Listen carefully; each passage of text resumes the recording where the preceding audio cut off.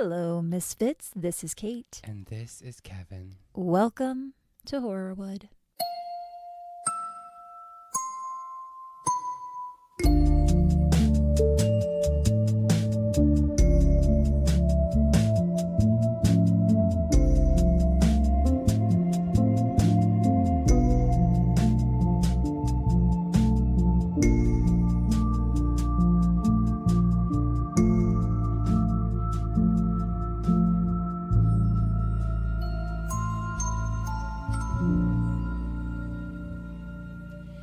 Kevin? Yes. You are getting over a cold. A bad one. And I'm sorry to make you come out in this frigid... Negative 30 wind chill. It's so cold here. I live like literally down the street from you and like just a block. Literally a block. Like one block. And walking up here, I was like, why is this taking so long? I know, because you texted me, you're like, I'm headed over. And it's like 20 minutes I know. later. I had to bundle up. You know that scene in A Christmas Story where like she's Yeah. wrapping Ralphie? That was me. Yeah. But you made it. I did. Yay. There was an old man who was walking way faster than I was. And I was know like, I need to step up my game. I know exactly who you're talking about because I often encounter him at the track and he is so much faster than me. And he is the tall, lanky very guy? tall, yes. So he lives in my building. Oh, okay. Yeah, he and I don't know if it's his, I'm assuming it's his wife or spouse Yeah, or yeah. partner. But yeah, they're older. They keep to themselves. I've definitely tried to say hi before, but nada. What, you know? Hey, to each his people own. don't have to say hi to No, me. you don't. But yeah, he was just like racing by and I'm like, Yeah, he's so fast. And it always makes me feel a little bad about myself when I'm at the track. Because I'm like, damn it. he's amazing. He is. Well, you know what else is amazing? What? We have a new We have a Patreon. Misfit Murderino Yay! subscriber. Her name is Katie. Katie, thank you Katie, so thank much. you. We really appreciate your support, and we're excited for you to go on this little journey with us. Join the adventure train. Oh, okay. Oh. Choo choo. Chugga-choo. I don't think I told you, but I switched my case that I was doing for today. Oh, So I it's forgot what you were doing to okay, begin with. good, because I'm not doing that one anymore. Oh, no. At least not for Okay. now. Mhm. I decided that was better for later on in the year. The case today is similar to the Jessie Blodgett case we did for Patreon. Remind me of Blodgett. So she was a girl on the rise. She was a musician. Wisconsin? I think it was Wisconsin. Yeah, and she had that. It was like, it turned out to be one of the. We're not going to say who it was in case someone hasn't listened to that story right, yet. but just to jog my memory. Yes. Yes. He just mouthed it to me, and yes, that is correct. So this is kind of similar in that it's Hollywood adjacent. Mhm. So bear with me, everyone. This isn't going to be like a celebrity everyone knows. However, if you're in the UK, you undoubtedly have heard about this case. It's about a young woman who was on her way to having what likely would have been a very successful career in the arts, but whose life was tragically cut short. I came across this case maybe a year or so ago when I was just like looking up things to research, and it jumped out at me because of how shocking it was. Mhm. It is probably one of the most animalistic cases I've ever read about. What does that mean? You'll find out when I describe what happens to her. Great. I also want to say there is a lot of discussion of rape in this episode. So if that is not something that you're comfortable listening to, you might just want to go ahead and skip this one. It particularly comes up in the second half. So as I mentioned, if you're living in the UK, you've probably heard of this case. One of our 2 UK listeners has probably heard of this case because it took place in England, London specifically. Today, we're talking about the murder of 18-year-old Sally Anne Bowman.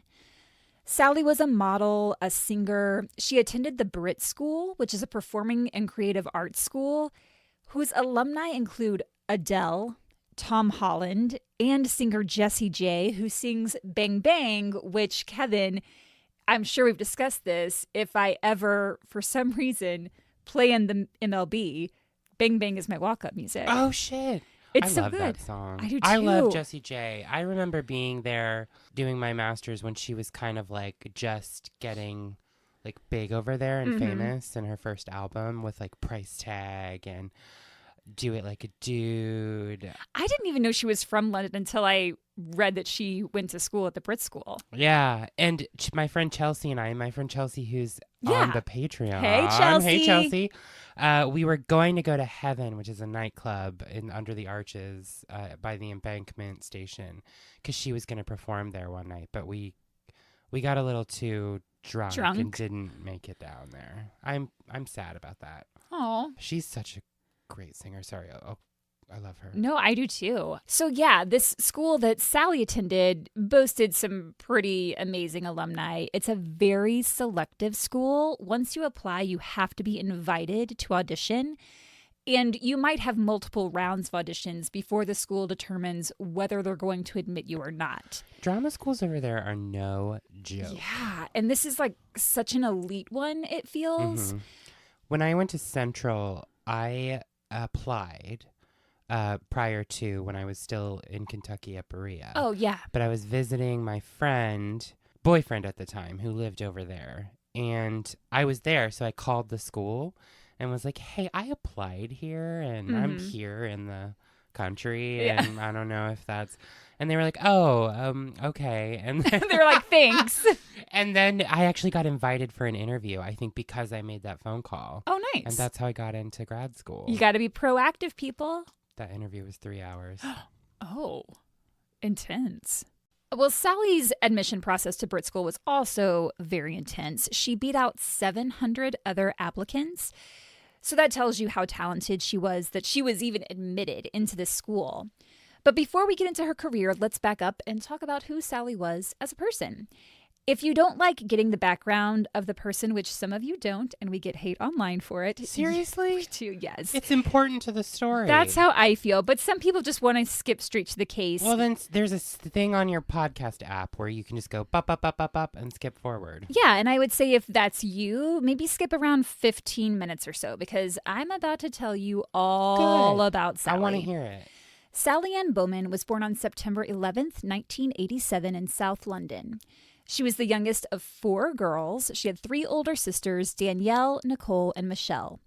And they were all pretty close in age. When Sally was born, Danielle was 6, Nicole was 4, and Michelle was 2. So they were all just boom, boom, boom. Dang. Sally was close with all her sisters, but according to her mom, Linda, Sally and Michelle were the closest, which makes sense. They were just 2 years apart. Okay. According to her family, Sally was a born performer. She loved dancing and singing. It sounds like she got that artistic side from her dad, Paul, who was a drummer in a band. And when she was little, her mom would take her to see him perform, and Sally was mesmerized watching him on stage. Sally also took after Paul looks-wise. Both had a little button nose and bright blue eyes. Linda said that Paul was the king of Sally's castle, and she was his little princess. But when Sally was a kid, Linda and Paul divorced, and the girls lived with their mom. And although Sally kept in contact with her dad over the years, it sounds like they didn't really see each other much. I don't think Paul was much of a presence in her life physically, at least, while she was growing up. In a documentary I watched about this case on Crime Watch UK, Paul said he always thought that when Sally was an adult, he'd be able to make up for lost time, that he'd be able to spend time with her once she was grown and out on her own. But unfortunately, he wouldn't get the chance. And not being more present in her life when she was growing up is something he deeply regrets. Sally's family describes her as bright and bubbly with an infectious giggle. Her giggle was mentioned in several sources I read, so I think it was almost like her trademark. And her mom said she was always glamorous, even if she was just going shopping. She would take 2 hours making sure her hair and makeup were perfect, even if she was just going to get groceries. She'd put on her favorite perfume, which was Dolce & Gabbana Light Blue. I love that. Okay, I do too, and I had to include it because there was a period in my life. I didn't mean to yell. Yeah, it was very loud. I might have to take that down. Because there was a period in my life where I only wore Dolce & Gabbana Light Blue. I remember the day I first tried it. I was at a department store and some employee came at me with a bottle and she was like, "Do you want to try this perfume?" And I was like, "No." And I started to walk away and she said, "What if I just spray a little bit on a card for you?" And I was like, "Fine, whatever." She gives me the card. I walk away, and then I gave that card a little sniff, and then another little sniff, and I couldn't stop. And I turned right around, and I walked right back to that woman, and I was like, I'm going to need a bottle, thanks. I fell in love with that perfume. It's so good. I think they had like the perfume and a cologne, right? I think because so. I had the cologne. Yeah. And that was, so good. I used to love expensive colognes when I was younger. Now, not so much because people told me I wore too much of it. Oh, but you can still like it. I know. But now I just feel bad because every time I put it on, I feel like people are like, yeah. You do you. Get your signature scent and strut your stuff. The one I have right now is Sauvage. It's Oh, the is one that, that Johnny Depp is in the Yeah, commercial. yeah. Yeah. I would buy that just because of him. It smells so good. I bet. This perfume, the light blue, was definitely Sally's signature scent. Her sisters called her Star because she loved being the center of attention. And they described her as being fun and energetic and said she was a real drama queen and always stole the limelight. I don't think they meant that like in a negative way. Okay. I think it was in love.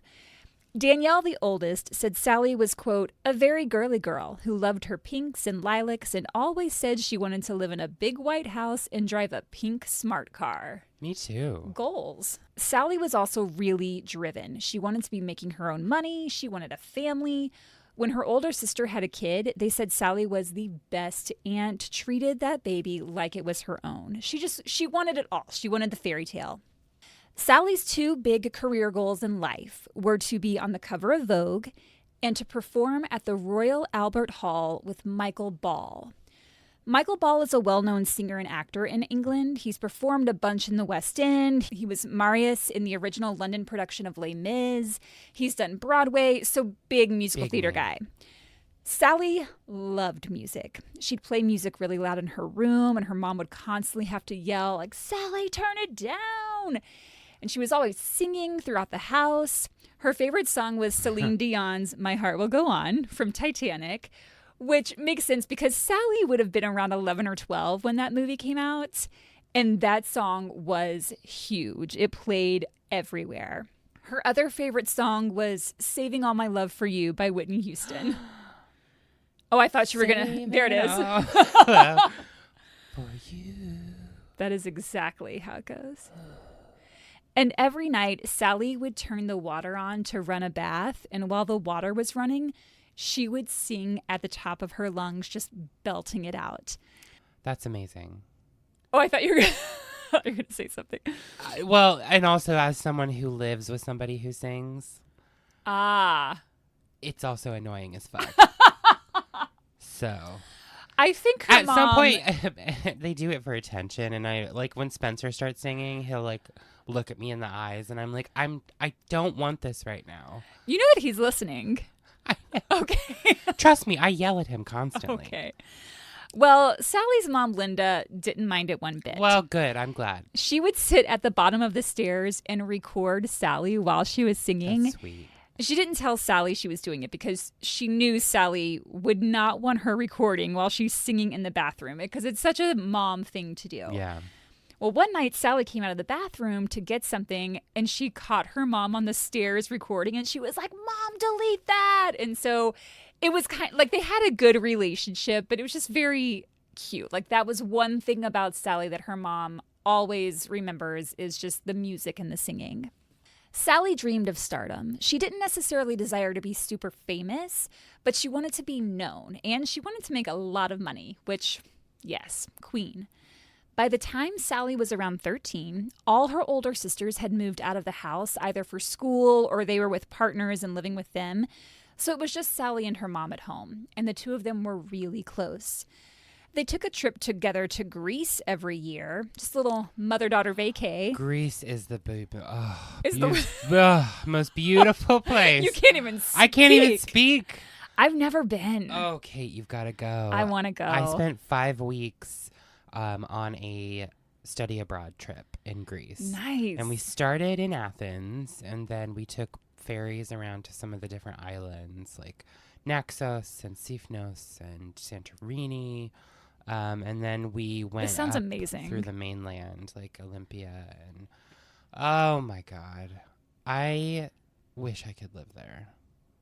I want to go. I want to go. You should. Take me with you. Okay. Let's go now. Yay. Let's finish the episode first. Sure. So Sally and her mom were really close. Like I said, they'd go shopping together and do everything together. One of the things they liked to do when they were at home was sit outside in the back of the house and have their mother-daughter chats while they were looking out at the garden. Sally had built a miniature garden out there with what Linda said were dozens of concrete frogs. And Sally would tell her mom that when she made her first million, she'd make Linda her own tropical garden. Do tropical gardens cost $1 million? I think she might have overestimated. I think so. The cost of that. Really expensive. What are those? What are those frogs made out of? Concrete, but like the best. But she's talking about like tropical plants and like all the. Oh, I bet like rare works. stuff is expensive. Like a koi pond, probably. Sure. I don't know if any of that's going to survive in England. I don't know. But it's very sweet that she thought when she started making some real money, she wanted to spend it on her mom. Yes.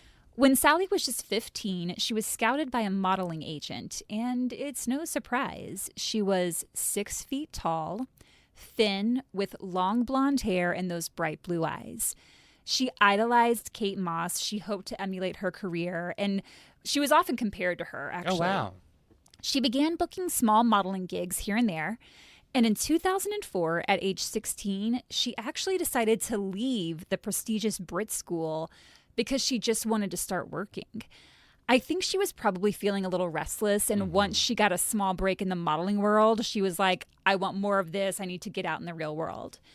She was incredibly independent with a lot of ambition, and her mom supported that. Sally got a steady job at a hair salon so she could have a regular paycheck. And she'd model and also sing karaoke at various pubs and events on the side. And that's actually how she met Louis Sproston. It was just after her 16th birthday, and the two met at a karaoke event.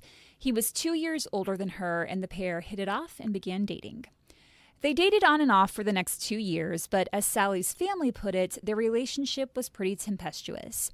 Both would accuse the other of cheating. There was jealousy on both sides, and they fought a lot. I like that word, Kate. Tempestuous. It doesn't mean something good, but I like. I was like, you did sound like excited when I said it. I didn't. That sounds awful. You're like, it's very tempestuous, and you were like, and I was like, ooh. No, I like the word. Clarifying. Got it. Nothing about the fact that they fought strikes me as odd, given their ages. Teenagers in their first serious relationship, or first for her, I'm not sure about him, but I feel like that at that age, you have so much angst and insecurity. Your body is changing and all out of whack. Your hormones are doing cartwheels. I feel like the smallest things can feel huge when you're that age. I think about this. Do you have an anecdote as well? Well, yeah, you go first. Okay. I think about the serious relationship I was in when I was 18. Constant fights. When things were bad, they were bad. Wow. But when things were good, it was bliss. It was like, oh my God, I can't imagine my life without this person. Yeah. And if this person becomes interested in someone else, that's the end of my life as I know it. I'll never date again. No one will love me. That's what it felt like at that age. Did you have something? So here, we get into some muddy waters here. Oh. Because, like, when you're a homo in rural West Virginia, there's nobody to date. So I didn't have a relationship at that age. I did have a girlfriend in 8th grade, though. Okay. Her name was Beth. Okay. And we were making a time machine for this showcase in the gym at the school. And we smooched in the time machine. And then I was the one that got, really intense about everything. Oh, wow. And like wrote notes and stuff, and I was just like so dramatic about everything.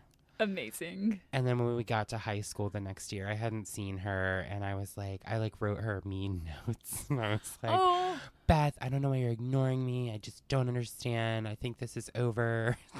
That's like what you do. She was my best friend after that, though. Aww. Like, we became best friends after that. Yeah, it's just that age. It's just like everything is so big. Right. It feels so... life and death. It's like... Right. this is it. You know, you can't really, it's hard to see past that point. And from everything I read, it sounds like that was very much the dynamic in Sally and Lewis's relationship. They fought a lot, mostly over silly things that wouldn't even matter a day later, but there were some other issues too. She didn't feel like Lewis's friends liked her, and Lewis admitted that he was jealous of Sally. Here she is, this gorgeous model. She's carving out a career for herself. She's very independent, and she could get any guy she wanted, and Lewis knew that. Unfortunately, a couple of their fights were so intense the police were called. Okay, that's where lines. Yeah, this is where it gets that's getting bad at that point. On one occasion, Sally accused Lewis of slapping her in the middle of an argument, and on another, she accused him of spitting at her. Sally confided in her mom that she loved Lewis, but that she didn't see how they could be together long term. But she said that regardless, the two would always be friends. Although things in her personal life were rocky, professionally, Sally was doing quite well. Amazing. At age 17, she entered a modeling contest. The watch company SWATCH was looking for a new face to represent their brand. And despite not having much of a modeling resume at the time, Sally won the contest. Shit. She became the face of SWATCH watches, which caught the eye of the folks over at Pulse Model Management, a modeling agency in London. And in January 2005, Pulse signed her to their agency. That spring, Sally made her runway debut when she walked in the Swatch Alternative Fashion Week. She said she was really nervous because after everyone does their walk, the models basically had to line up next to each other, and designers would go down the line and choose who they wanted to model their clothes, which sounds like a fucking nightmare. I hate that. I hate all of it. So she's thinking, oh my God, what if no one chooses me? Like, she's really nervous. But it turns out she had nothing to worry about because tons of designers wanted her to model for them, which was a huge boost to her confidence. Peter Kaminsky, who is the head of Pulse Model Management, said, quote, Sally blew everybody away. The photographers were like bees around a honeypot. She was a natural. Everyone at Pulse loved Sally. They believed she would be the next Kate Moss. She was so good that they decided to make her the face of the agency. So she was the one pictured on all their marketing material and stuff. And they started putting her in bigger shows, bigger runway shows. They were preparing her to walk in the London fashion show, which would be huge, like the London Fashion Week. They felt she was ready and were steering her in that direction. Towards the end of that summer in 2005, Sally and Lewis were on the outs again, but September 11th was her 18th birthday, and they had planned to celebrate by taking a trip to Greece. It's unclear if her mom went this time because it was usually just her and her mom. Mm-hmm. And although she and Lewis were technically broken up at the time, they decided they were still going to take the trip as friends. I literally did the exact same thing with that guy I was with at 18. We had planned a trip for spring break to go to the Smoky Mountains, but we technically broke up right before it, but decided to still go as friends. And I can assure you, we were not just friends on that trip. So I get it. And Lewis later said it was a romantic trip. Okay. It seems like things were fine between Lewis and Sally while they were in Greece, but when they returned to London, they were fighting again. Again? I like it. Again. Again. It's the past tense that nobody knew about. Exactly. And they were not together. Sally moved out of her mom's house and began renting a room in a house that belonged to a friend of hers. So she's starting to spread her wings a little more. But despite having her own place, so to speak, she still enjoyed hanging out at her mom's house, which is exactly where she was on Saturday, September 24th. She spent the day lounging around on the couch in slippers and a pink dressing gown, like a bathrobe or pajamas, and she was chowing down on some pickled onion Monster Munch, which sounds disgusting. I love Monster Munch. I've never had Monster Munch. Is it only in the UK? I think so. Okay, yeah. I'm sure it's great. I mean, think like Funyuny. Okay, yeah. I was trying to think because I looked it up and it was like a baked corn snack or something. Yeah. It's apparently really popular in Britain. So she's just chilling in her PJs and having some snacks, living the dream. And then her sister Nicole called. Nicole asked Sally if she'd like to come out to a bar with her because it was her best friend's birthday and they were going out with some friends to celebrate. And Sally was like, yes, of course I want to go. I'm finally of age where I can drink legally. Let's do this. She asked her sister Danielle if she would give her a ride to Croydon. It sounds like Danielle was also there at Linda's house, and I believe she was the one with the kid, so she wasn't going bar hopping. And I'm not sure where Michelle was. Maybe she was already out, so it was just going to be Sally, Nicole, and their friends. Danielle agreed to give Sally a ride, but told her she'd have to pay for gas, so Sally gave her a 2-pound coin. As she headed out the door, Sally stopped and turned to her mom and said, "Thanks for having me here, Mom." And her mom was like, "Why are you thanking me? I'm your mom. Like, you don't have to thank me." Then as she walked outside, Sally said, "Love you." And her mom said, "Love you too," and told her that if she needed a taxi service to call her because she would stay awake. Okay. That's nice. Yeah. Danielle took Sally to the place she was renting so she could get ready for the night out. And this was at least a 2-hour get ready. She's going out for a night on the town. She wants to look good. She wore a white tube top, or kind of like a white corset top that had embroidered butterflies and flowers on it, a light denim skirt with a little white belt, and a white cardigan, which she loved. She loved this cardigan. She also carried a Prada handbag. No big deal, just a little Prada, along with her passport for ID. And you can bet she was ready to flash that passport so she could buy some drinks. She arrived with her sister and friends at Lloyd's Bar in the Croydon Town Center around 10 p.m. They spent the evening laughing and talking. She bought drinks. They were having a great night. But while she was out, she and Lewis were texting back and forth because they just can't quit each other. He was also out with friends that night at a bar about a half hour away from where Sally was. Sally thought he was trying to hook up with other girls. Lewis thought she was trying to hook up with other guys. And in one text, he actually told her he would spit in her face if he found out she was with another guy that night.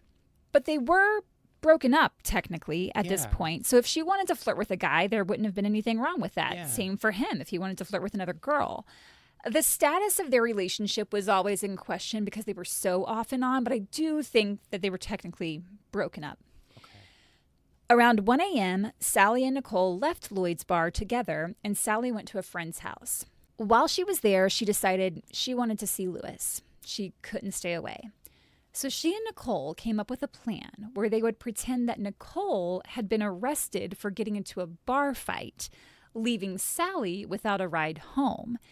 And I don't think this idea was so far-fetched because it sounds like the sisters, when they would get together, were rowdy, could get up to some mischief. Raucous. Yeah, yes.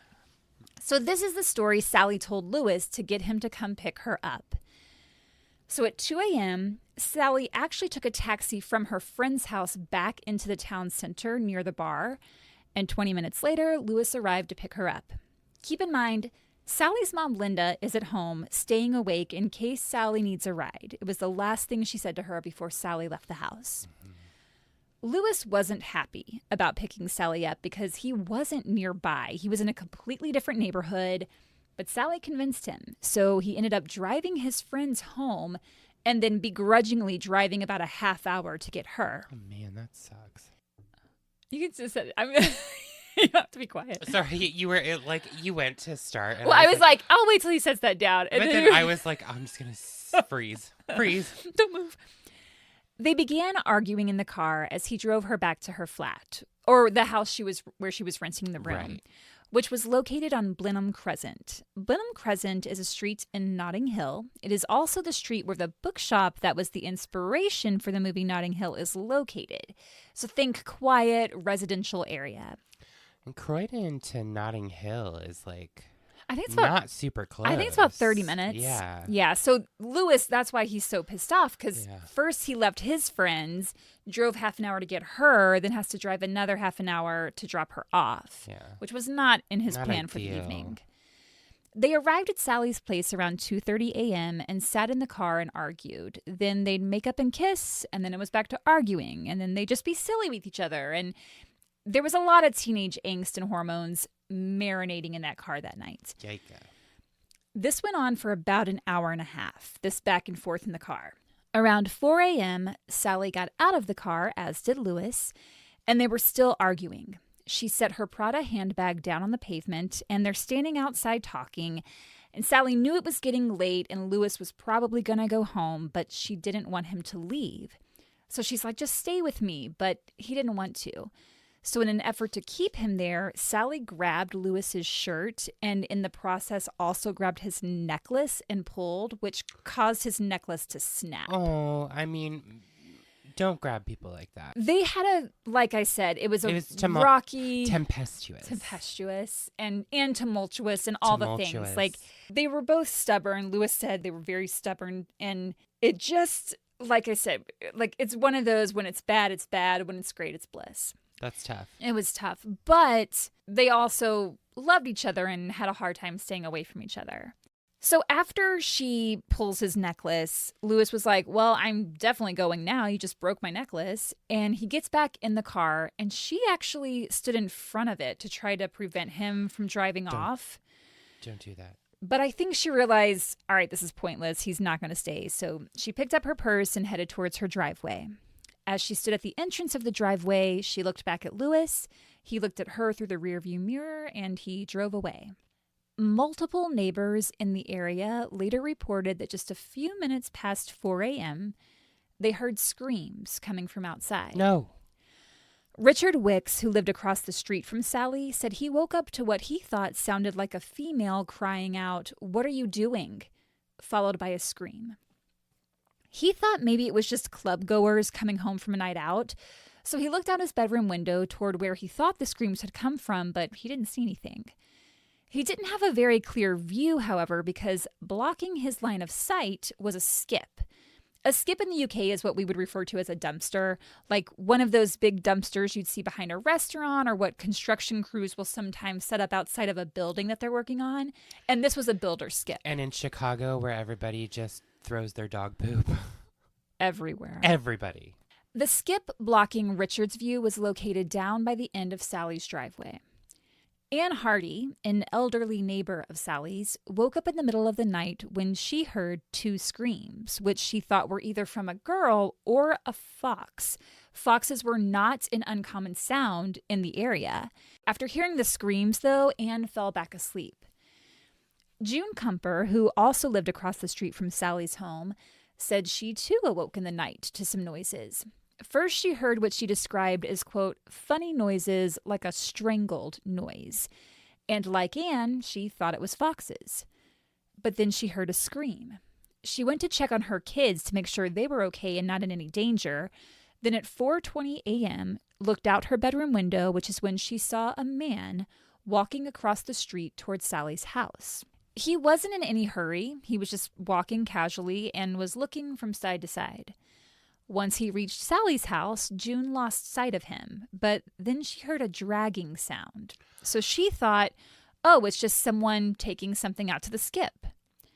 June didn't think much of it. Nothing seemed suspicious to her, so she went back to bed. I'm sorry. Screams, strangled noises, dragging around, and everyone's like, oh, it's nothing. I'm just going to go back to sleep. It's tough because it's also one of those things where, like, I'm not surprised if maybe some of them were a little scared and didn't want to encounter something they weren't prepared for. But also, it's like, call the cops. Right. You can do it anonymously. And it's also like, this is a city. You're in a well-populated area. Yeah, and granted, it's a quiet residential area, but you're still in London. Yeah. And it's always better to call and have it be nothing than to not call and have it be something. Yeah. A couple of hours later, at 6:30 a.m., Anne Hardy woke up. Anne was the elderly neighbor who thought the screams could have been a girl, but could have also been foxes. And she had an uneasy feeling. She thought, I should go take a look around outside just to see if I see anything. Thank someone. So wearing just her dressing gown and her slippers, Anne walked outside, and as she did, she noticed a pair of white legs sticking out from behind the skip. Oh my God. I think at first she tried to tell herself it's just a mannequin. Everybody tries to say that it's just a mannequin. It is never just a mannequin. It's never a mannequin. If you ever see what appears to be a mannequin on the side of the road, remember this moment. Remember that Kate and Kevin from Horrorwood told you it is never just a mannequin. It's never just a mannequin. Probably the one time I find something like that, it'll probably end up being a mannequin, and we've like called the police. But good. But that's what we should do. Always better to call. They're like, it's a mannequin, and we're like, phew. Yeah, exactly. And then you go about your day. Whew. Pretty quickly, Anne knew that when she went to investigate, she was not going to find a mannequin. Based on the screams she'd heard a couple of hours earlier, she knew something terrible had happened. So this elderly woman in her dressing gown and slippers walks across the road and around the left side of the skip, and there she found the near-naked body of Sally Anne Bowman lying in a pool of blood in her driveway. When Anne saw Sally's body, she immediately fell to her knees crying and said, "Oh, poor darling." Did she know her? She didn't know her personally, but she had seen her plenty of times, always like leaving to go to work or coming home at night. I'm about to go into detail about what happened to Sally. I just want to warn you, it is pretty graphic, so if you don't want to hear it, go on and skip ahead maybe a minute or two. Sally never made it into her house that evening. As she started up her driveway just 10 yards from her front door, a male came at her with a carving knife. Oh my God. He grabbed her from behind, wrapping his left arm around her face, and she began to struggle. Sally fought hard, so hard that one of the detectives said she had some of the most severe defense wounds on her hands and arms that he had ever seen. She clawed at him and scratched him, but ultimately he overpowered her. He stabbed her 7 times, primarily in the neck and abdomen. 3 of those stab wounds were delivered with such force they went all the way through her body. 2 went through the front of her abdomen and exited out her back, and the 3rd went all the way through her neck, through her spine and voice box, and almost completely severed her carotid artery. Holy fucking shit. Just the sheer force that would take.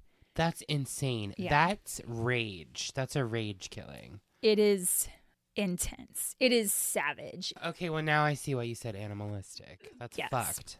Dr. Peter Jarriott, who performed her post-mortem examination, said she would have died within 20 to 30 seconds due to the amount of blood loss. Oh my God. That's the only thing that's actually of any real comfort, is that she did not have to suffer for very long. I mean, I can't even imagine what that would feel like. No. But also, like, she's in defense mode. She's pumping adrenaline. So maybe she didn't feel, you know what I mean? Yeah, like, that's the thing. I've never experienced anything close to that. I haven't either. I do wonder sometimes how much you actually feel.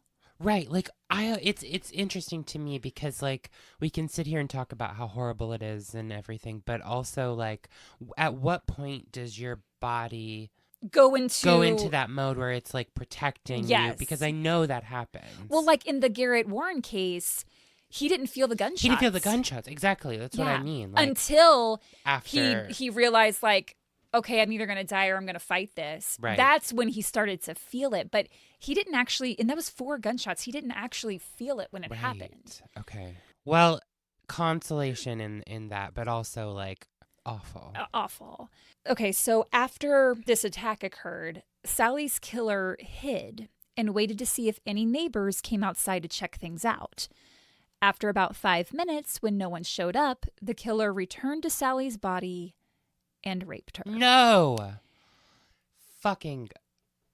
As he did so, he bit her multiple times with such force that he left bite marks on her cheek, neck, and breast. It gets worse. Then, in an effort to destroy his DNA evidence, he took lumps of concrete out of the nearby skip, concrete that was part of the building debris that was being disposed of in there, and he shoved it into Sally's mouth and vagina. The pathologist that examined Sally said he'd never seen anything so horrific. When authorities arrived at the scene, they were met with a pretty gruesome sight. Sally's denim skirt was rolled up above her hips, and her underwear was missing, leaving her completely exposed. Her bra was also missing, and a bloody bra strap was found in her hair, which says to me he just ripped her bra off of her. She had no identification on her because, as it turns out, the killer took her Prada handbag, which contained her cell phone and passport. In addition to her bra and underwear, he also took the white cardigan she had been wearing that night. None of those items have ever been recovered, nor has the murder weapon. Authorities quickly covered Sally's body so that no other neighbors would see her, but they knew someone in that house would know who she was. So they took a Polaroid of just her face and showed it to one of the residents who identified Sally. Once she was identified, Detective Superintendent Stuart Cundy, who led the investigation, along with 2 female officers, went to Linda Bowman's house to notify her of what happened. And when she answered the door, her first reaction was, "Oh, what have the girls done now?" She was like, "The sisters have been out together. What kind of shenanigans did they get into?" Which just tells you how close these sisters were and the kind of relationship they had with each other. Mm-hmm. Linda was not expecting to hear that Sally had been killed. She, along with her daughter Michelle, went to the mortuary to identify Sally's body. And at first, Michelle was like, "It's not her. Sally has blonde hair. This girl's hair is dark." But then she saw Sally's button nose and freckles, and that's when she knew. And the reason Sally's hair was dark is because it was wet from where they washed the blood from it. Mm-hmm. They weren't allowed to go into the room where Sally was. They could only look through a window. And all Linda wanted to do was hold her and kiss her and talk to her, but she couldn't. Mm-hmm. And Michelle just kept screaming, "Wake her up, wake her up." Then they had to leave. They were only given a couple of minutes. Once they ID'd her, it was like, "Okay, you got to go so we can do our job." It's awful. It did not take long for the police to zero in on their prime suspect, Sally's on-again, off-again boyfriend, Louis Sproston. The police were already familiar with the arguments between Louis and Sally, if you remember from earlier, and phone records from the night she was killed showed the threatening text messages where he said he would spit in her face if he found out she'd been with another guy that night. Don't do that. On Monday, September 26th, the day after Sally's body was discovered, Louis was headed to McDonald's with some friends when police confronted him. And Louis said, "Is this about the row with my girlfriend last night?" And the police were like, "Oh, so you were fighting with your girlfriend." And that was the motive they were looking for. They said, "Louis Sproston, you are under arrest for the murder of Sally Anne Bowman." And that is how Louis found out that Sally had been killed. Because Louis Sproston had absolutely nothing to do with her murder. Got it. The police held Louis for 4 days, questioning him repeatedly, but he continued to deny having any involvement. His 2 friends and his brother were also held because they were the ones Louis had gone out with the night she was killed. But it became clear that Louis's friends had nothing to do with the crime. They were nowhere near the area when it happened, so they were released. But the police held on to Louis. He was completely cooperative, gave a DNA sample, answered all their questions, all the while processing that this girl, who he did still love, was dead. He's probably thinking, how is this possible? I dropped her off at her driveway. She was headed towards her door. Like, how could this have happened? And he later said that usually he would walk her to her door, but he didn't that night. They were in a fight. He left a little upset. So he just watched her in the rearview mirror as she started to head up the drive, and he drove off. Police were able to get a DNA sample at the crime scene, and it did not match Louis. Had it not been for the DNA, Louis probably would have spent the rest of his life in jail. Mm-hmm. So the hunt was on to find Sally's killer, and given how vicious this crime was, investigators believed it was only a matter of time before he struck again. When news got out about the murder, a woman came forward, stating that on the night Sally was killed, around 3:30 a.m., so 45 minutes before Sally was attacked, she was standing outside on a street less than a third of a mile from where Sally was found, when a man approached her with a knife. He said, "I'm sorry," and began stabbing her. Luckily, a taxi approached while this occurred, which spooked the attacker, and he ran off. And the woman was able to take the taxi to the hospital to get treated. Damn. Lucky. Yes. She got lucky. She got very lucky. The woman had been on the phone when the man began stabbing her, and he stole her phone as he ran away, not realizing the call was still going. She continued screaming after he'd ran off, and the person on the phone could still hear her which led police to think this attacker did not go far. This clued them in that it could be the same guy and was likely someone familiar with the area because he knew where he could hide and not be noticed. The woman was able to help police create an EFIT, which is basically a police sketch. It stands for Electronic Facial Identification Technique. She described him as white or light-skinned, in his 20s or 30s, between 5'9" and 6 feet, medium build, clean-shaven, with short, spiky brown hair. Gross. I used to spike my hair up when I was a teenager. I bet you did.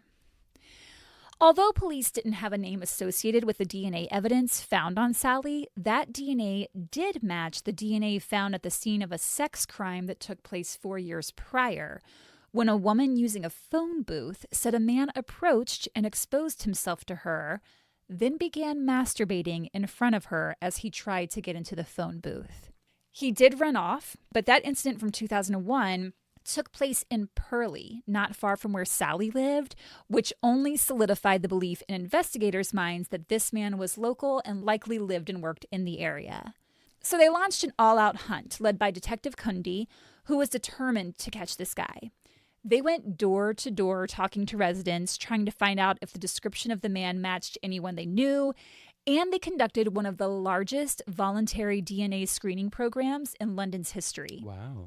They asked local men matching the description of the suspect to come in and get their cheeks swabbed. Obviously, the police knew the killer was not going to voluntarily come in and be like, oh, here you go. The purpose of this screening was, one, to eliminate as many men as possible so they could narrow their search. I see. And two, to hopefully have a family member of the killer provide DNA that would be a close match. Hundreds of men provided a sample, but that still left thousands that did not come in. And unfortunately, the screening program did not turn up a match. Boo, shit. Months went by with no leads, and for Detective Kunde, finding Sally's killer became an obsession. He knew if the guy wasn't caught, he would undoubtedly kill again, and it was only a matter of time.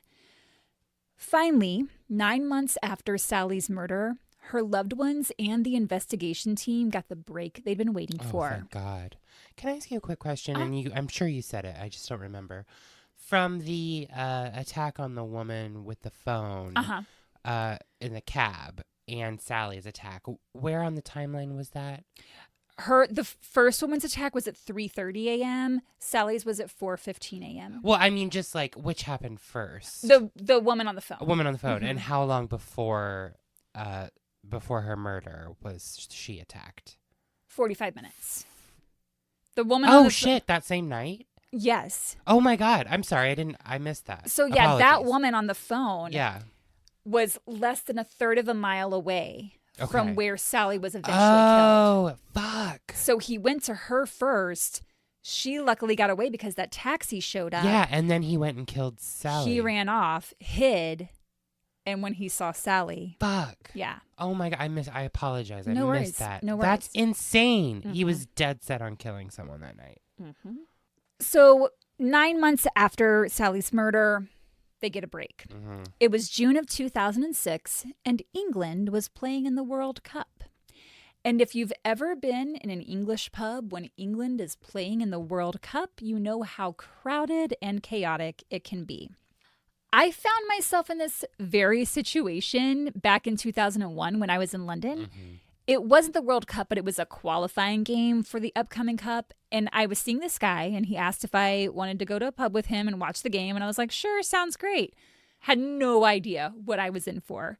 I didn't give a rat's ass about the sport, but at the time I wanted to do as the locals do. And this is what the locals did. They watched David Beckham. Seemingly every single resident of London and their cousins were all out at the pubs. It was so loud, I couldn't talk to the guy I was with because we couldn't hear each other. Mm-hmm. But he didn't care because he actually wanted to watch the game. Idiot. But you could barely move. And if you wanted a drink, you had to fight your way through this thick wall of sweaty, shouting, drunk people. Then wait for eternity at the bar to get your order. My little girl nightmare. And then once you finally got your drink, chances are someone was going to bump into you and cause you to spill it, or they were going to spill their drink on you. And that is exactly what happened to Mark Dixie on the afternoon of June 15th, 2006. 35-year-old Dixie was with a group of friends at a pub watching England play Trinidad and Tobago when a man passed by and accidentally spilled a drink on him. Dixie was quick to anger and forced the man outside, where he pushed him to the ground. 2 police officers were outside and witnessed this, so they immediately arrested Dixie and brought him down to the police station. Even though he was not charged with anything, police collected a DNA sample because a law had just gone into effect in 2004 in England and Wales, allowing DNA to be collected without consent from anyone arrested, whether they were charged or not. It was just customary. That's a good law. Yeah, I have to say. I think so too. They found it odd that the 35-year-old Dixie cried like a little baby as they were swabbing his cheek. They were like, dude, it's a minor offense. Relax. The guy's not even going to press charges. But Dixie knew that now his name was attached to the DNA sample, which once it was processed in the database would come up as a match to the murder of Sally Anne Bowman. Holy fuck. Dixie was released shortly after the DNA swab was taken, but 12 days later, his DNA profile appeared in the national database. I was surprised it took that long. I feel 12 days seems like a long time. Yeah, because isn't it like electronic and she's like, boom. Right. But maybe the process is. Yeah, I guess it's. And also, I guess if it's a national thing, everybody who's coming in is, getting. I'm sure they have to There's probably a backlog of people. Prior to this, his name had never once come up as even a possible suspect during the entire 9-month period since Sally's murder. Once Detective Kundi got the alert that there was a match, investigators quickly devised a plan. Dixie was living in a room at a pub where he worked as a chef. So a team of detectives went to that pub, but knew that they couldn't just barge into the kitchen because Dixie would be surrounded by plenty of tools at his disposal that he could use as weapons. Knives, pots of boiling water, what have you. Mm-hmm. So their plan was to send in 2 cops to ask the manager to call Dixie into his office, just to get him out of the kitchen. But before that happened, Dixie stepped outside to smoke a cigarette, basically just serving himself up on a silver platter. The cops walked right up to him and arrested him. Dixie had no reaction. And one of the detectives, Senior Investigating Officer Chris LePere, said he had to put his hand on Dixie's chest as he was being handcuffed. And when he did, he said there was no change in Dixie's heartbeat. He said it was chilling. He knew it was coming. The guy had absolutely no reaction, no feeling or emotion whatsoever. Yikes. When they brought him to the police station to interview him, he answered no comment to every single question. He wasn't going to give them anything. Mm-hmm. Then the interviewing officer showed him a picture of one of Sally's injuries, specifically her hand, where it appeared she had grabbed the knife by the blade, trying to fight him off. He just stares at this photo for the longest time, then says, no comment. The officer said right there he knew Dixie was guilty. Mm-hmm. Officers charged him that evening with Sally's murder and then got to work finding out everything they could about this asshole. Mm-hmm. One thing they found when they investigated his home, actually 2 things, and this is very graphic. Oh my God. I mean, this is bad, so I'm just prepping you. Mm-hmm. They found a video of Dixie that he had filmed himself, and he was holding a newspaper with Sally's picture on it. The paper was dated 6 months after the murder, so this was like an article about where the case stood. And Dixie filmed himself masturbating on her photo. The second thing officers found was that newspaper. And when I tell you about this guy's criminal record, you're going to be like, how the fuck has this man been allowed to roam the streets for this long? Mark Dixie was born on September 24th, 1970 in South London. His parents divorced when he was 18 months old, and he never saw his biological father again. A few years later, when he was around 8 or 10 years old, his mom remarried to a man named Ronald McDonald, and the 2 had 2 sons together. He was a clown that had red hair. Mark adopted the surname of his stepdad and became Mark McDonald, and that would be just one of the 5 known aliases that he used throughout his life. Oh, fuck. Okay. But unfortunately, Ronald McDonald was not a great guy and regularly beat and abused Mark. 2 years into her new marriage, Mark's mom, Leslie, abandoned Mark on the doorstep of a children's home and never contacted him again. Oh, no. I mean, you just start to see some things. Right. Yeah. By the time Mark was 14, he was what they refer to in the UK as living in care. That can mean living in foster care, living with other family members, living at school, or living in some other secure place like a home that has workers assigned to support you while you're there. And in Mark's case, he was in a children's home. Also, by the age of 14, he was drinking and using drugs. His favorites were pot and cocaine. His criminal record began shortly thereafter. I'm going to give you the rundown of all his crimes. It's a little confusing because there are some he didn't admit to until years later. So some articles I was reading didn't have that information yet at the time they went to print. Right. So I've had to piece together his offenses, of which there are many. Okay. Lay it on me. At 14, he was involved in several muggings. Then at 15, he punched a teacher and got expelled from school. He also spent 6 weeks in a juvenile detention center for vandalism. His first really serious crime on record occurred in May of 1986 when he was just 15 years old. And every article I read that mentioned this crime said he was 16, but he would not have turned 16 until September of that year. And it was pissing me off that they kept stating it wrong because I was like, you're a journalist, why are you getting this wrong? Anyway, the incident occurred in Stockwell, another area of South London, where he was living at the time. He attacked a young woman by holding a knife to her throat as he sexually assaulted her, then demanded money before running away. He was caught, but sentenced to just 6 weeks detention for indecent assault. They just slapped him on the wrist and said, don't do that again. The following year, in 1987, at the age of 16, he noticed a woman sitting alone in a car in an empty parking lot. I believe she was just getting off work. Dixie forced his way into the woman's car where he raped her. After the attack was over, she asked him to let her go. She was like, just let me drive away. And he said, I can't. You'll go to the police. She was wearing one of those blouses that had a silk tie at the neck. Like you can wear it like a little neck kerchief or something. He took the silk tie and used it to bind her wrists and then forced her to lie down in the back seat, at which point he tied her feet up with the seat belt. Then he set the car on fire.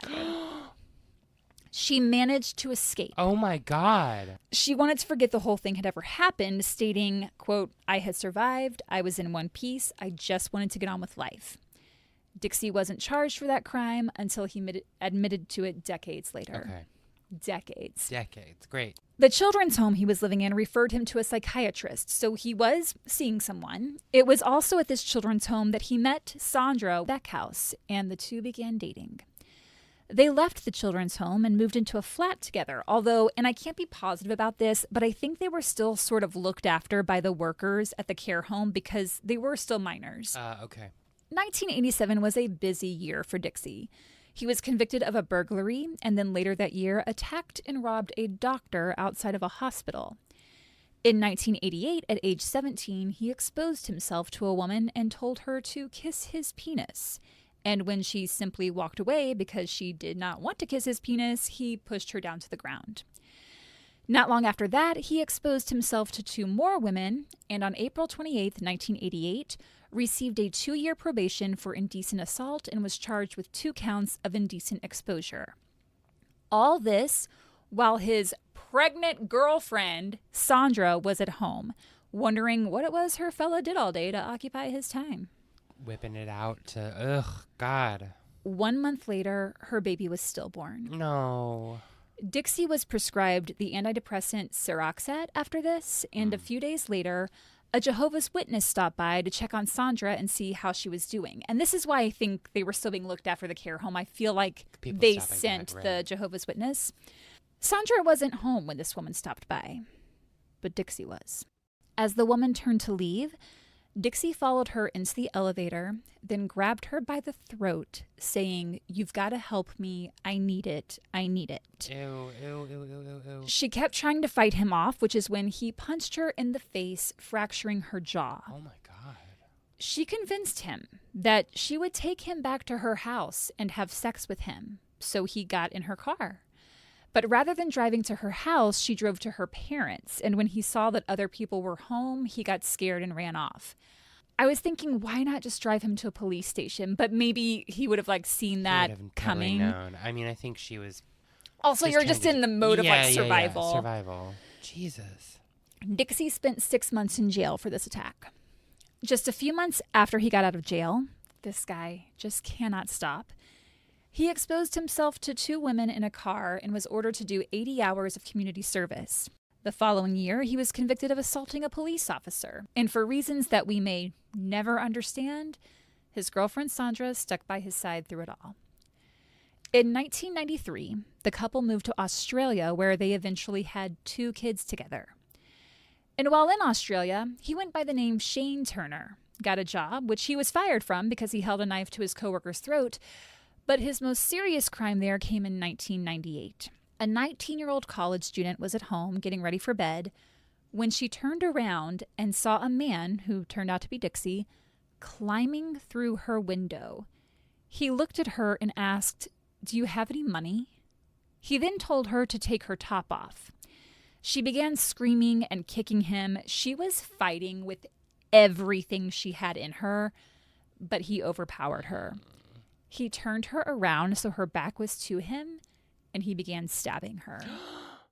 He stabbed her 8 times, at which point she blacked out. And then he raped her. He ran off, leaving her for dead, but she survived. Did she survive? She did. Oh my God.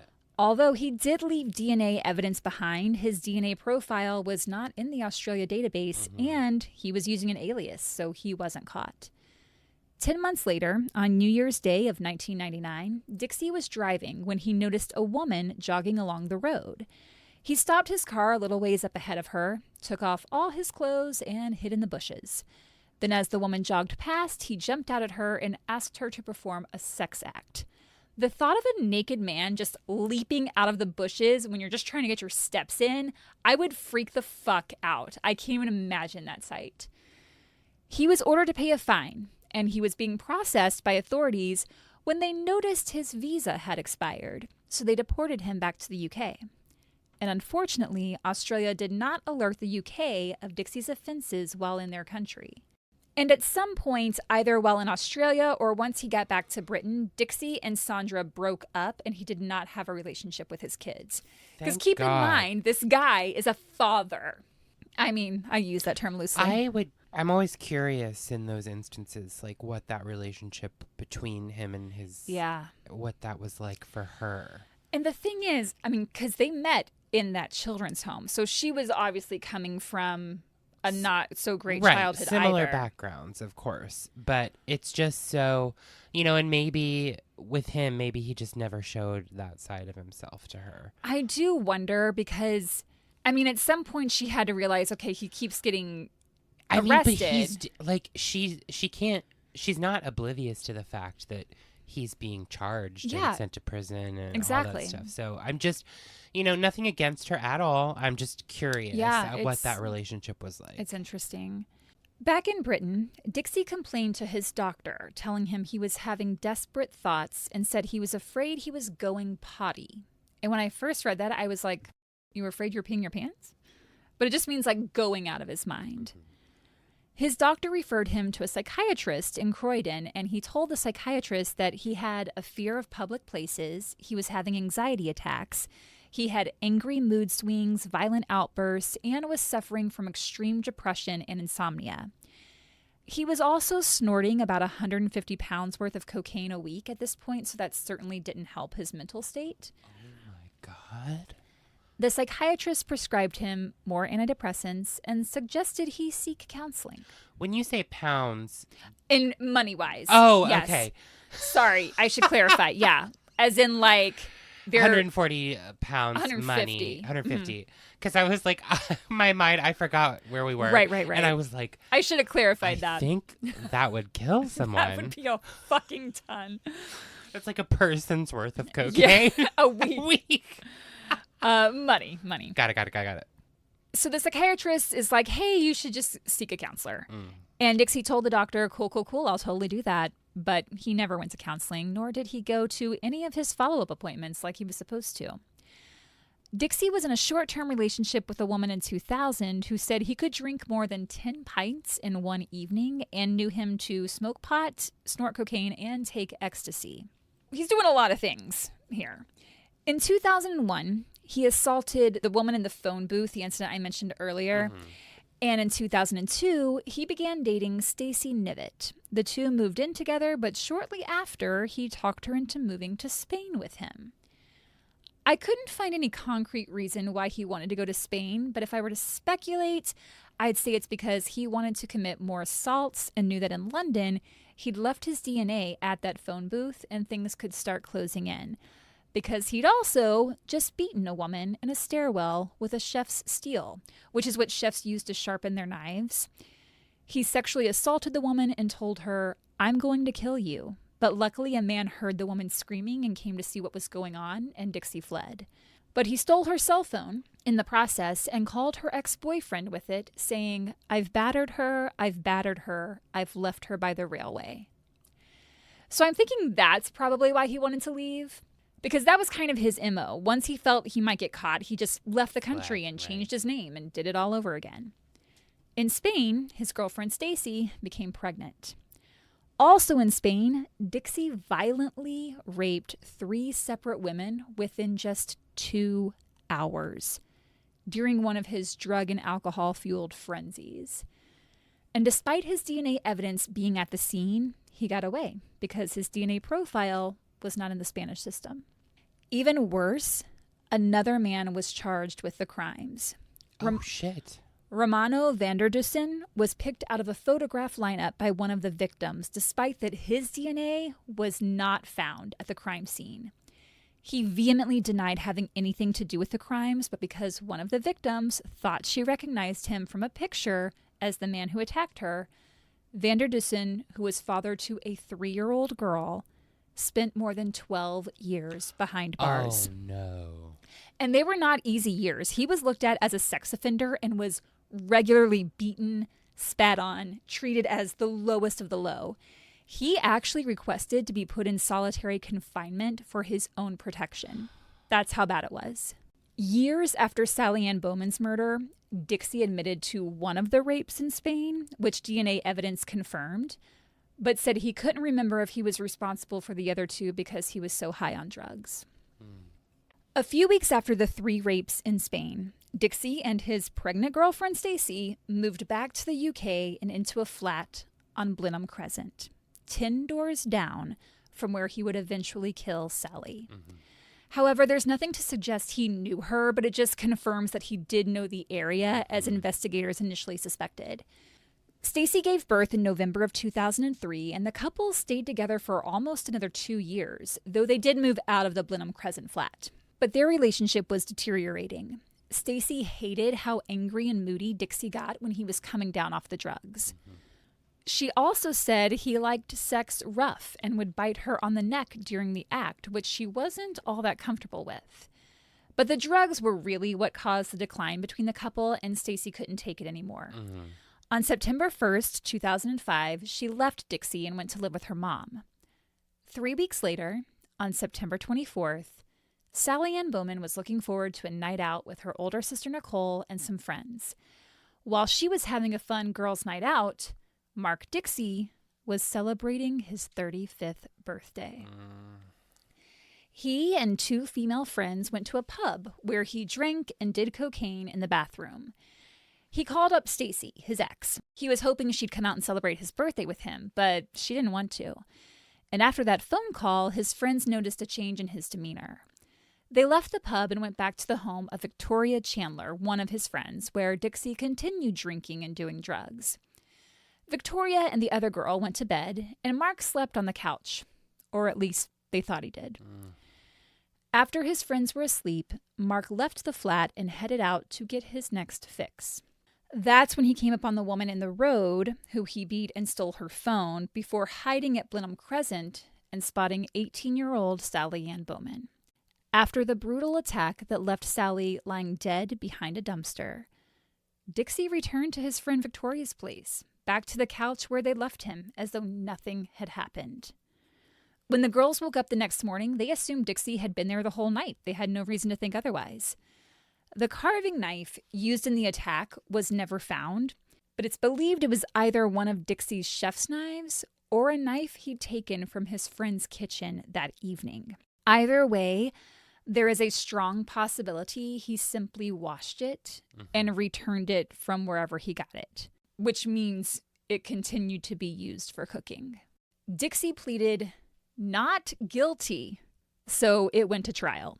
When faced with the fact that his DNA was an exact match to that found inside of Sally, he said he just happened upon Sally's body lying on her driveway and decided to take advantage of her.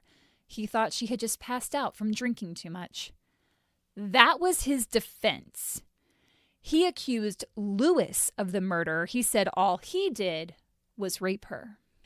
And unfortunately, Lewis was put through the ringer.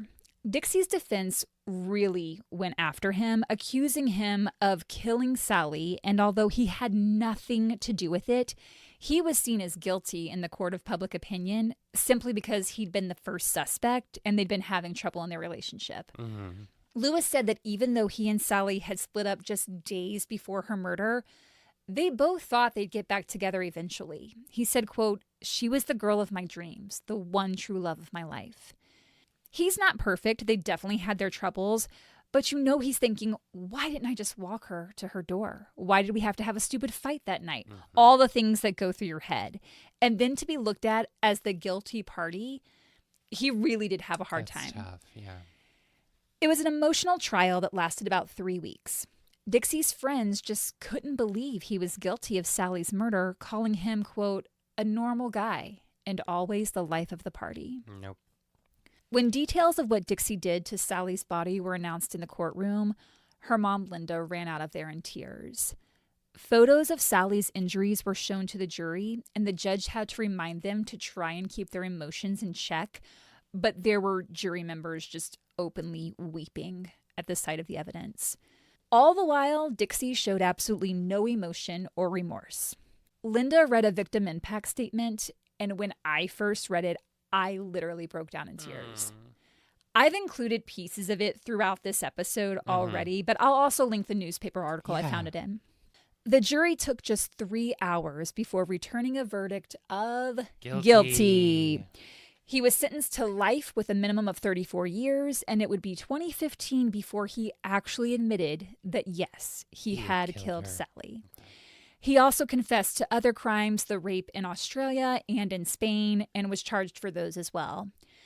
Linda has reached out to him multiple times, asking him to tell her where Sally's belongings are that he stole, but he's never responded. Linda said, quote, "For 3 seconds every day, life is normal. Then I realize there is someone missing. It doesn't get easier. I tell people I'm fine, but I'm not. I don't go out in the dark. I've taken down all the hedges so no one can jump out." And she also described a recurring nightmare she has where she's at the bottom of Sally Anne's street and she sees Sally standing in the spot where she died.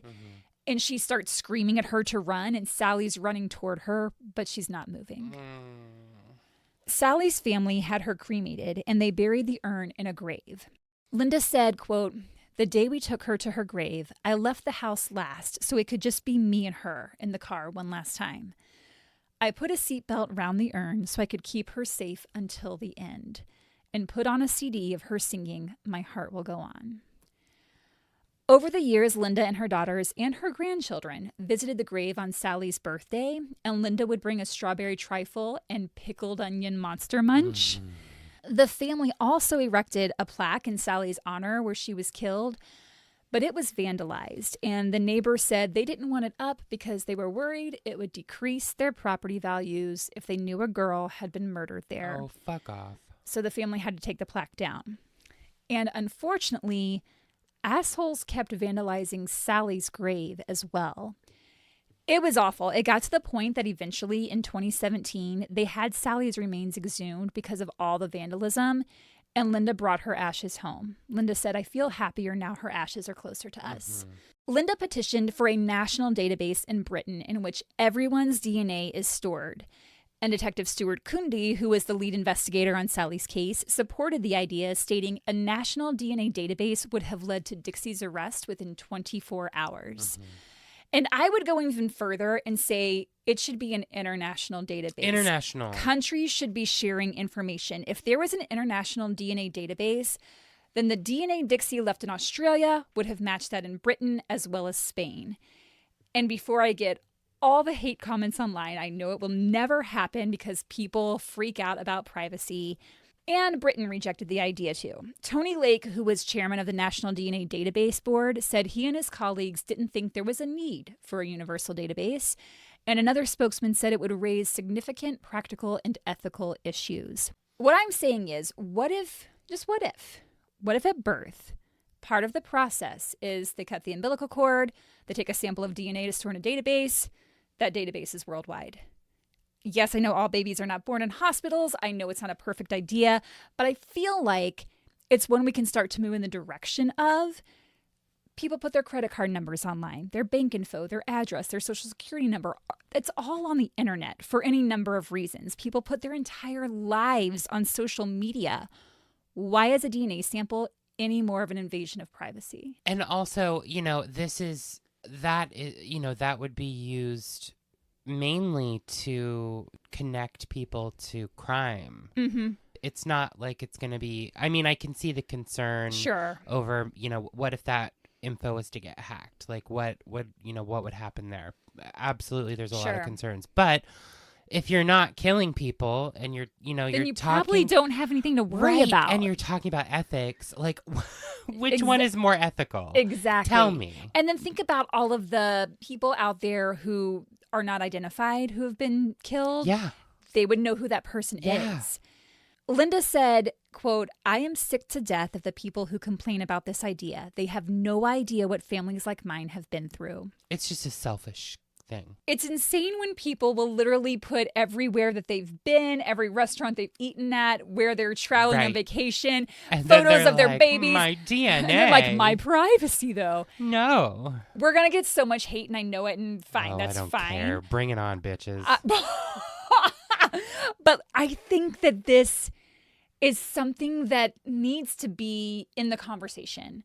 Detta O'Cathane, also known as Baroness O'Cathane, Baroness, was a conservative politician and member of the House of Lords in the UK. She passed away in 2021, but she agreed with Linda on the subject, stating, quote, "A lot of women particularly would feel more secure and safe if everybody was on the DNA database, particularly in rape cases." Yeah.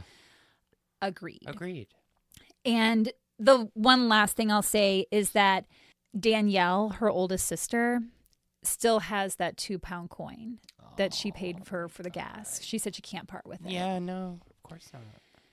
And that is the case of Sally Anne Bowman. Oh, Jesus Christ, I know. Kate. It was rough. That is a tough one.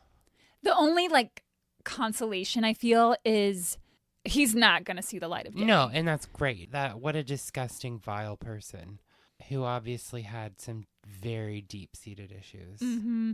And what I thought was so striking is that he did talk to someone about that. He was aware. He was aware, but he didn't continue it. So that says to me, Exactly. Man, I am devastated for that young woman. And her family. And she had everything, and it was just some rando. And I feel bad for everybody involved. I also wonder, when they took the DNA sample, he didn't flee. Because it seems like throughout the story, when he would get caught, he would go somewhere else. I think at that point, he thought, I've gotten away with it every single time. So it won't matter. I can do it again. Yeah.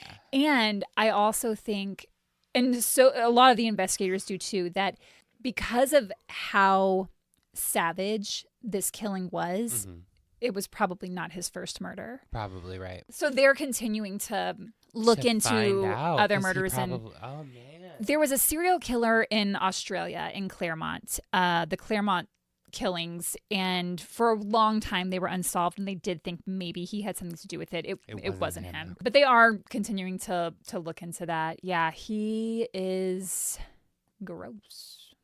But thanks for sticking with us. I know that was a tough one. And you can leave your thoughts, your comments on Instagram, Facebook, or YouTube at... That's you, Horrorwood Kevin. Podcast. Sorry, I'm still like reeling from this Yeah. one. At Horrorwood Podcast. You can send us an email at... horrorwoodpodcast@gmail.com. Or you can jump on over to Patreon like our newest subscriber, Katie. Katie! And show us a little love there at... patreon.com/horrorwoodpodcast. That felt very announcery. Thank you. And a little spooky, and I liked it. Spooky. I also like your sweater that you're wearing today. Thank you. You're welcome. What else can we end on that's a positive note? I'm going to somewhere warm Yes, you are, and that's for a exciting. few days. That's going to be nice. Yeah. I'm looking forward to it. I'll be here in the -10 degree temperature. Enjoy. I will.